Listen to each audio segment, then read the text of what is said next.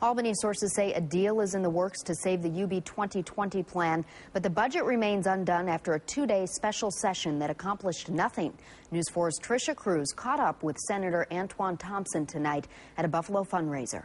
Outside a fundraiser in his name, State Senator Antoine Thompson told me he works 7 days a week, a work schedule he says includes fundraisers, forums, and knocking on doors. This is a busy job. You got to make a lot of sacrifices, and sometimes those sacrifices don't get covered as much as, well, were you in Albany, or, how come you're not spending time with your kids? But what about taxpayers who say they're the ones making the big sacrifices just to pay their bills and survive? Well, I agree with that. We all are making sacrifices.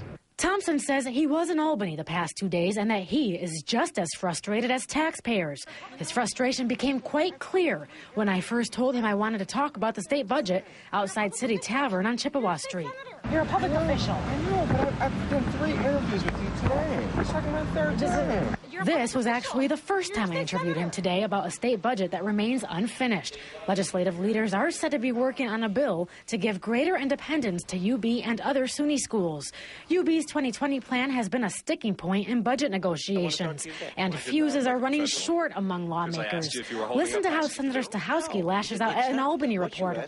You took an ugly turn yesterday. You didn't act like a professional, so why would I want to talk to you today? Why didn't I act like a professional? Because I asked you if you were holding up passage of the bill? No, you didn't. It's not what you ask, it's how you ask it. When you want to behave like a professional, I'll be happy to talk to you. So what do you want? We still have people that are working on this trying to negotiate a settlement. Any part of that you didn't understand? Despite his frustration, Stachowski's position has impressed SUNY Chancellor Nancy Zimpher. They're standing tall. The governor's standing tall. I'm, as you might imagine, really proud of that. Tricia Cruz, News 4.